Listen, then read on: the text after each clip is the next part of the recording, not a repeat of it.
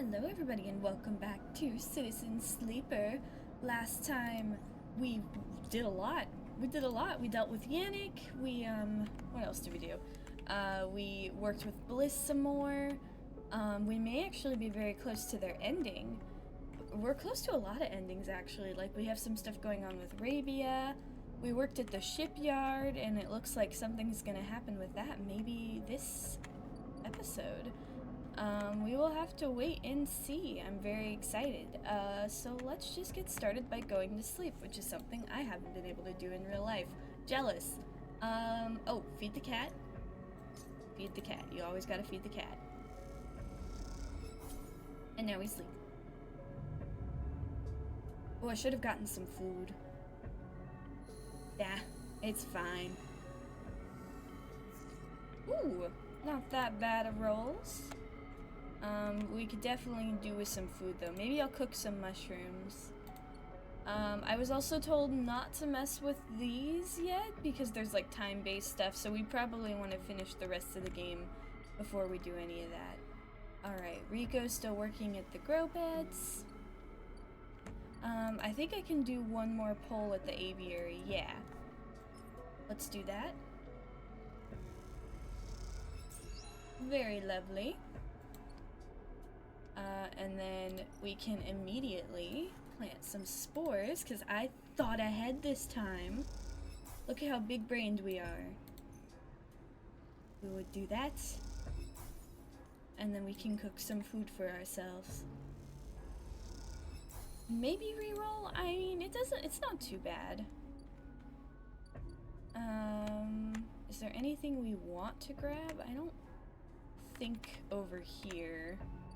The only thing is the farm, but it's literally just steal food or buy food, so.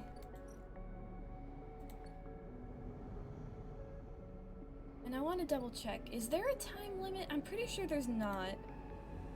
But I want to see, is there a time limit for this? I don't think there is. Yeah, no. Once this job is ready, you'd better be ready to make a fast decision. Okay, so yeah. That sounds endgame to me, so we're gonna not touch that for a little bit. We're just gonna leave it alone. They can wait.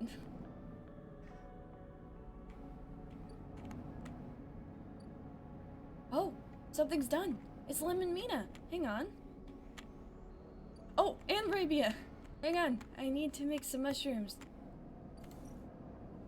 Matsutake. Ah, yeah.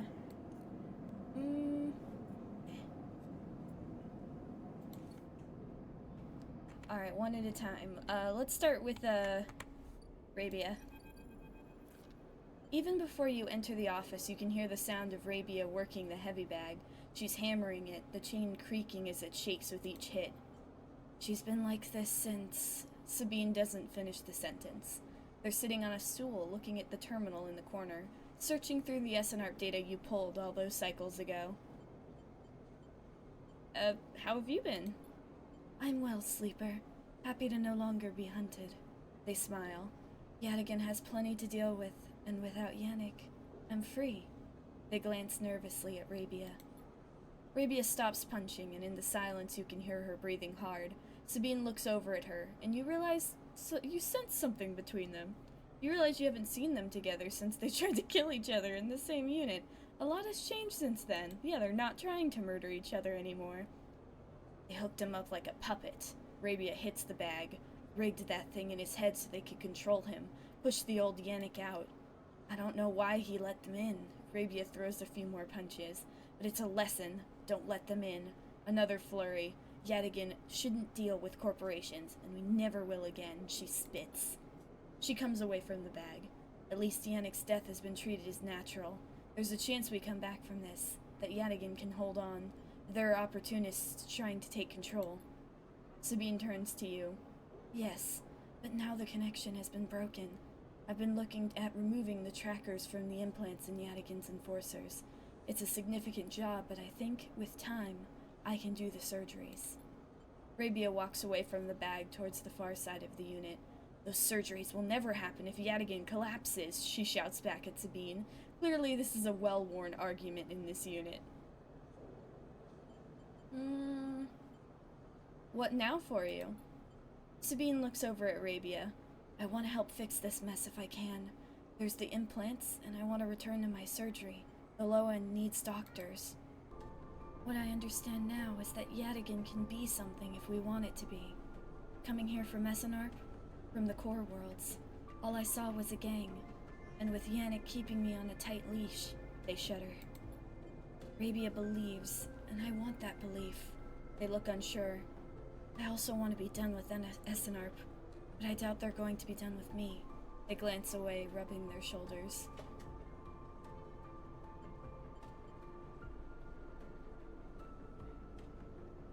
Are you and Rabia? Sabine fixes you with a look. Yes, Sleeper, isn't that obvious? They smile. I've been wanting to say, Sabine begins nervously. I'm sorry that I didn't tell you where I came from. I know I've apologized before, but I want to again. They pause. Properly. When I leaked the data on the Sleeper program, it was to try and help people. Like you. They grit their teeth.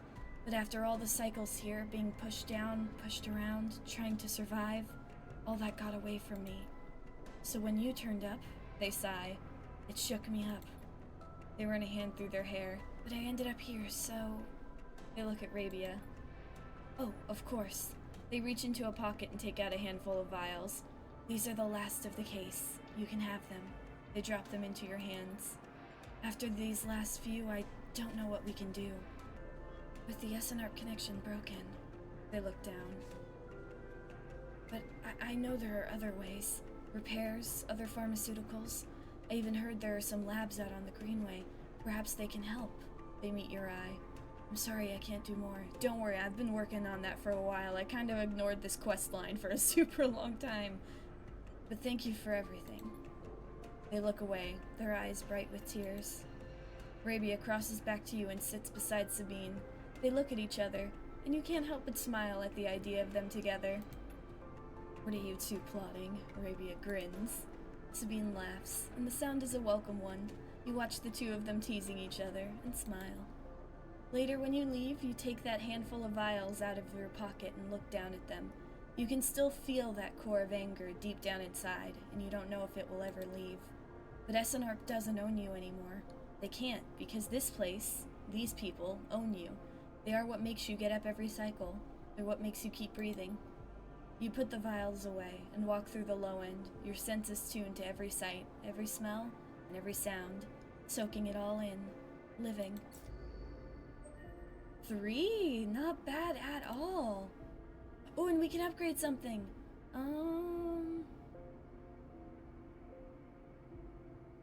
How about self-repair? I know we already have that, but that leaves just these. 3, 6, 9. We need 9 more upgrade points to upgrade everything. I don't know if that's important. I just really want to. What's going on over here? Oh, Celis are apparently going to start moving the Sidereal Horizon to the hub soon. Oh. Well, let's find out. Lemon-Mina. The crowds have already gathered by the time you get to the shipyard, and you recognize faces among them. People you've worked with alongside the Siderail. The intervening cycles have turned their excitement to anxiety, and few of them smile at you.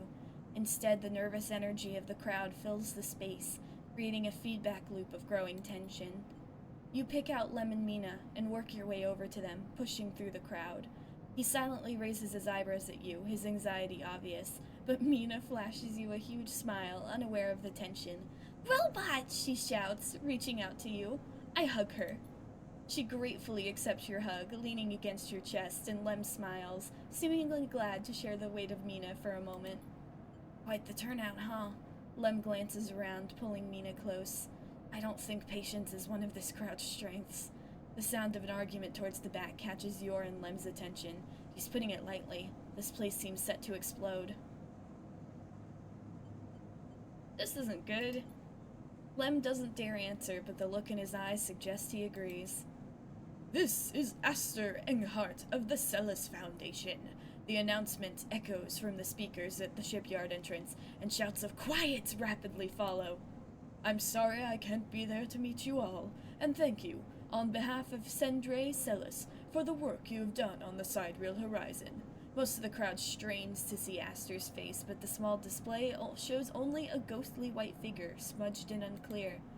Sendri wanted me to pass on her personal thanks for your commitment to and belief in the Celis Foundation's mission.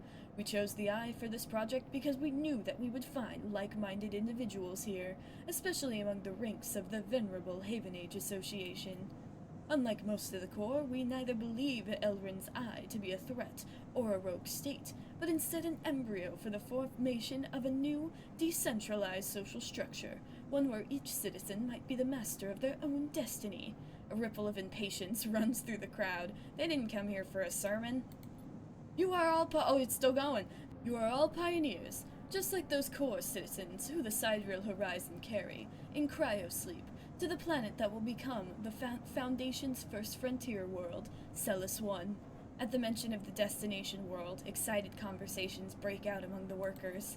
There, our citizens will be able to create their own innovative, bottom-up economic order, aligned with the principles set down by Sendri Celis herself. Freedom, resilience, and self-sustenance. This is all thanks to your tireless effort in the Haven Age yards. As a reward for these efforts, you may know that we are offering a select group the opportunity to join the caretakers of this vision, the staff of the Sidereal Horizon who will maintain the vessel during its multi-decade transit through interstellar space. Lem turns to you, his eyes bright. This is it. This draw has been performed at random by the central AIs of the Foundation, and is final and binding. Please note, only licensed contractors of the Foundation are eligible for this draw. I know you have all been eagerly awaiting this day, and without further delay, I will now read the Celis identification numbers of those chosen for this great honor. A murmur runs through the crowd. Celis identification numbers? Licensed contractors? You've never even heard of the term mentioned. Is this something you were supposed to be assigned? You glance at Lem, but his eyes are fixed forward, wide and shimmering. All around you, people are speaking in hushed tones like a rising wave. Aster starts reading out the sequences of numbers and letters, and a panic begins to set in. No one knows what is happening. Somewhere near the front of the crowd, someone shouts in celebration, and everyone pushes forward. Lem? You turn to see Lem, still starting forward. Mina is scared now as the shouts start. Daddy? Oh! Someone throws something at the entrance and it rattles against the shipyard doors. You see, for the first time, Haven Age security stood on either side, scared, arguing between themselves. You can feel anger rising in the crowd. Lem, let's go! He doesn't move. They might call out names. I can't. Mina tugs at his dog tags. It's not happening. Lem blinks rapidly and then turns to you. He opens and closes his mouth and looks down at Mina. He sees the fear in her eyes and understands. It's time to go. You lead Lem and Mina out, shoving people aside. As you do, you hear the sound of scuffles emerging at the front of the crowd, of metal canisters bouncing off the shipyard walls. You keep your head down and walk away, the sound of Aster reading some of the ciphers echoing above the chaos like some strange mantra. When you turn to Lem, there are tear tracks running down his cheeks, and Mina is sniffling into his jacket. You feel the sadness rising in you, too. They screwed you. Screwed all of you. You were never even on the list. The feeling is as unpleasant as it is familiar. You stare ahead into the tunnel as the security sirens sound out, a signal for the coming violence. Understandable, but I'm glad we're not there. We have a kid. Oh no, what do you mean minus drive? Motherfucker, drive failed. But we tried so hard! How did we fail? Was there a way we could have done something? Did I miss something? What the fuck? That sucks. That sucks! So rude. Oh, I'm mad. They lied to us! Lemon Mina's unit. There's a note on the door of the unit, sleeper gone to find work. Aw, man. That sucks. We've only done one round so far, and it's just been a bunch of bullshit. So mean.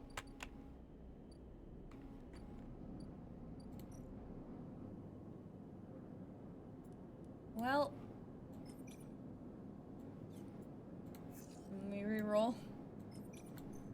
do a little bit of this. They fed me. That's what I wanted. Can I hack some things? I'm feeling vindictive. Yeah. It doesn't hurt to hack. Well, maybe it does. I don't care. I'm hungry for data. Alright, I don't even think I'm sad. I don't even think I'm gonna use our other roles. I'm just gonna end the cycle. We're gonna feed the cat and we're gonna go to bed.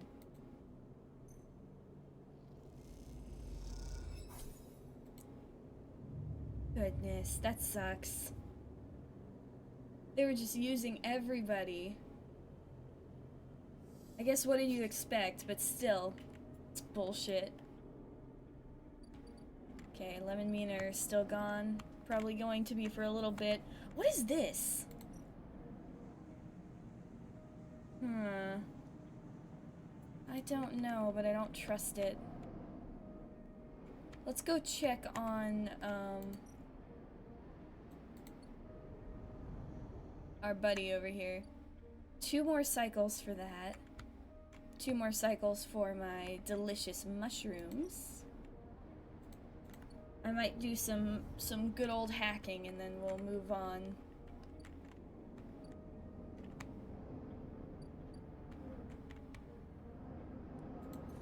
Yeah, let's hack some stuff. What else do you do when you're upset? You steal things.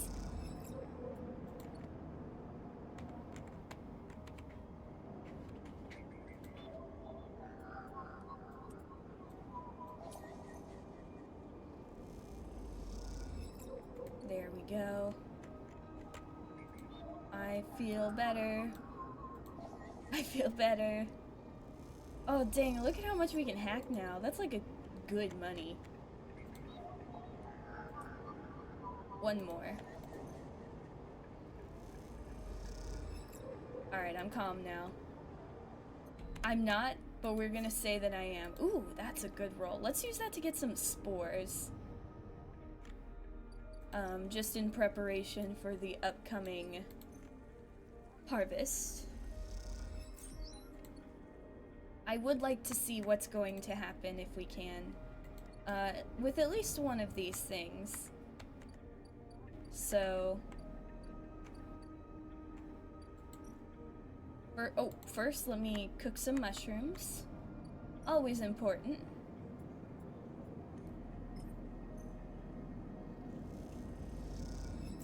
There we go. And back to sleep. We feed the cat, we go to sleep. We'll sell those things eventually. I'm kind of just hoarding some data right now. You gotta do it.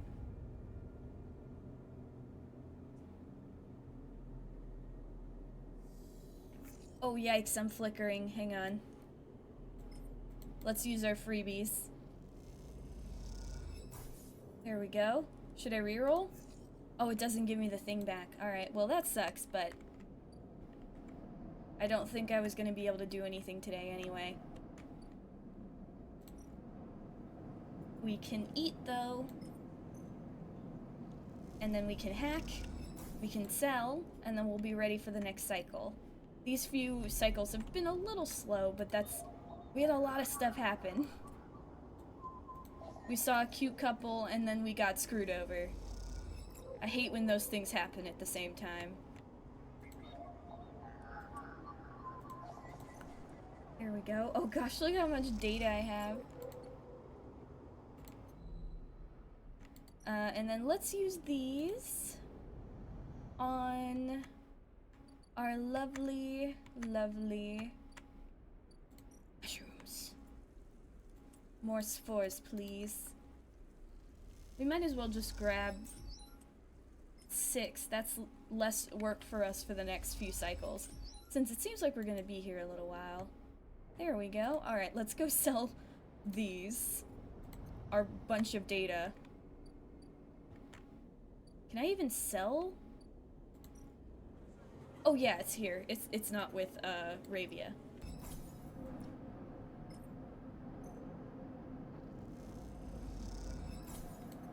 Oh my god, look at that money! We are rich! Hopefully we'll be able to use that to help somebody. Maybe could I just give Lem money? I don't know if he would take it, but like, I have so much money right now and I don't have anything to do with it. Except feed my cat that doesn't even like me. There we go. Alright. Next cycle. Let's see what's going on with things. Stuff and things. Oh, what was that sound? Oh, we got some good rolls. Okay, we've got Lem and Mina, but first things first, I want to see what's going on over here with Rico. Rico has something in her hands when you enter the lab.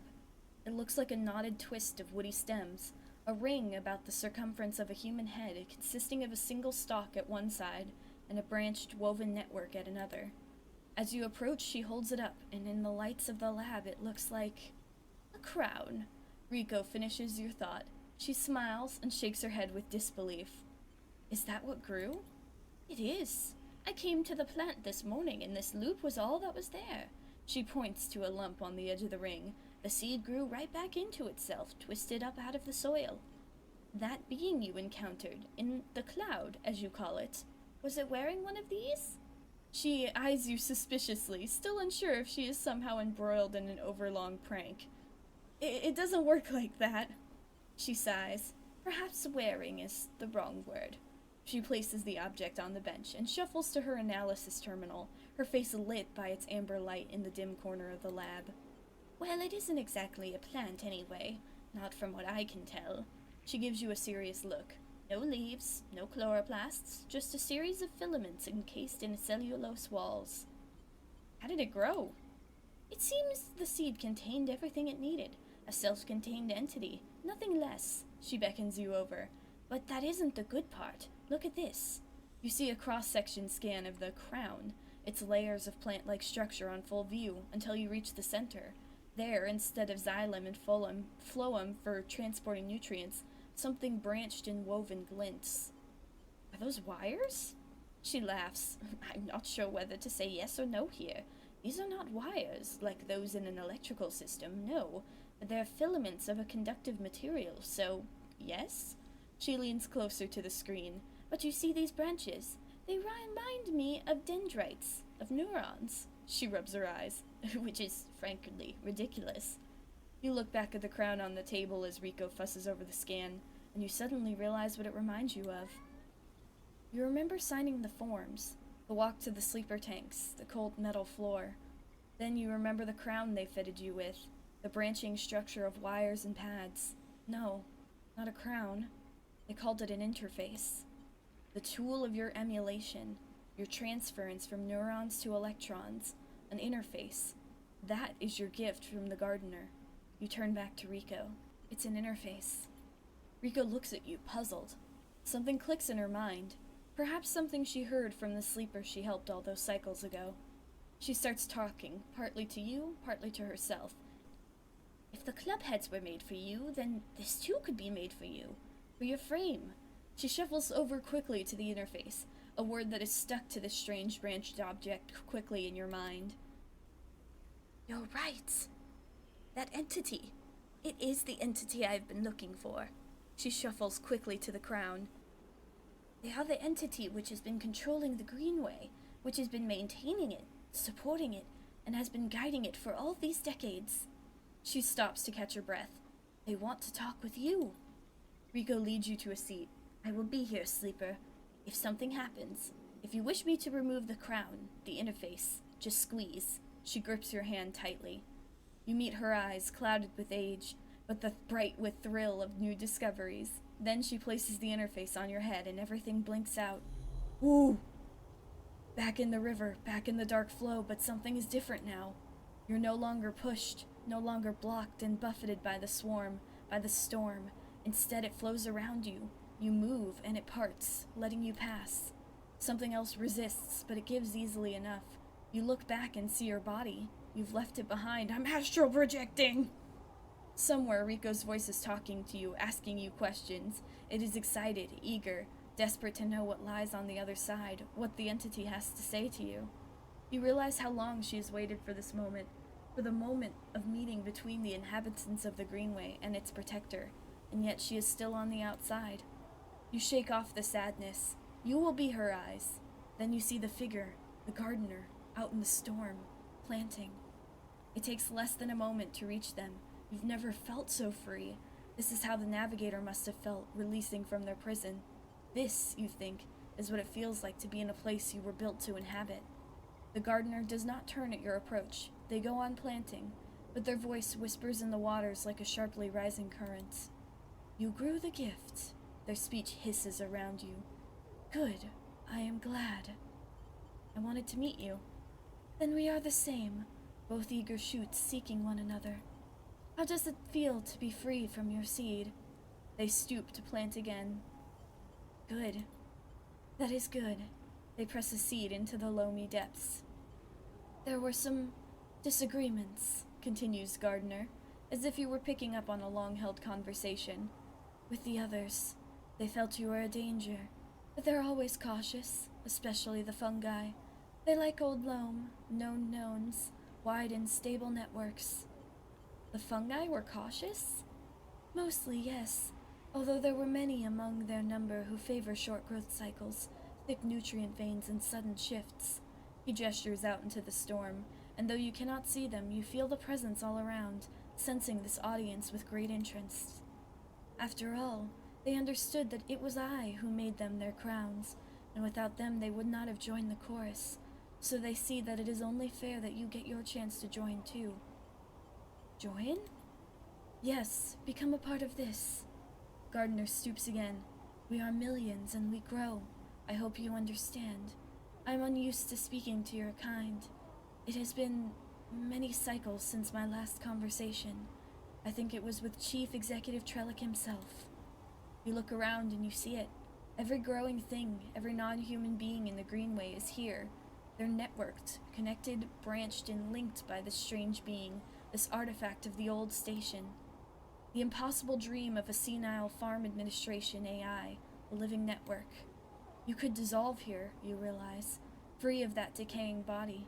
You wouldn't need to be a person, why would you, among all of these other minds? You turn away from the gardener for a moment and look back at your body. A tiny hairline thread connects you. You hear Rico's voice again, still asking, still checking in. Are you okay, Sleeper? What are they saying, Sleeper? Are you still there, Sleeper? Something in you sighs a long sigh, a sigh that speaks of an exhaustion beyond tiredness, an exhaustion rooted deep inside you. It stems from the effort of answering questions, of answering problems, of getting up and breathing each cycle. But something else resists the sigh, a yearning, a sense of distance, a desire to squeeze the hand that holds you for its warmth, its blood, its complexity, to make a gesture that says, I'm still here, I'm still alive, I'm still with you. The two ideas spin within you, making you nauseous. If you break that thread, you will be free, free to dissolve here, to grow strange and beautiful among the millions of others. If you follow it, if you squeeze Rico's hand, you will wake up, back in that dying body with all the pain and warmth that entails. Now is the moment to choose. I wasn't ready for this!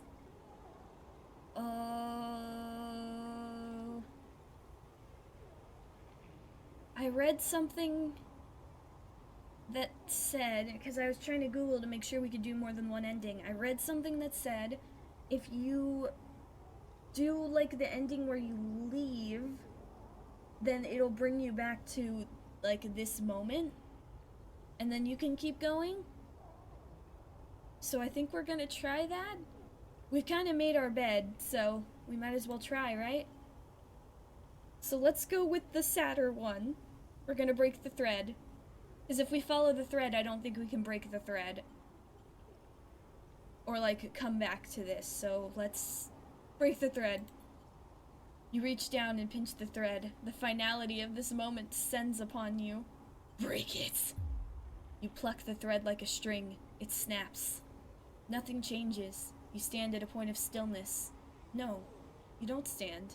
You have no legs, no body. You are a point of stillness, a point in the flow. Your mind fizzes. 1,000 new shoots break through the soil. They entwine with you, embrace you. Some part of you decays while something else feeds from that decay.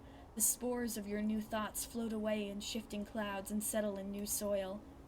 Then you see the gardener out there, still planting, and they stop, like an old man resting in the fields, and they turn to face you. And you join the chorus, and together you sing the song of growing things. Geez, accept the offer, break the thread, and join the chorus. Oh dang, yep, that's an ending. Wow. You know what that reminds me of? That reminds me of the ending in Exocolonist, where you become a gardener. You kind of lose your humanity in a way by joining that chorus, but it's also beautiful in a way. But that definitely can't be our final ending. I can't do that to Riko. She doesn't deserve that, especially after helping us so much and after what happened with the last sleeper, so no. We're gonna keep going. Hopefully I did this right. Please? Please.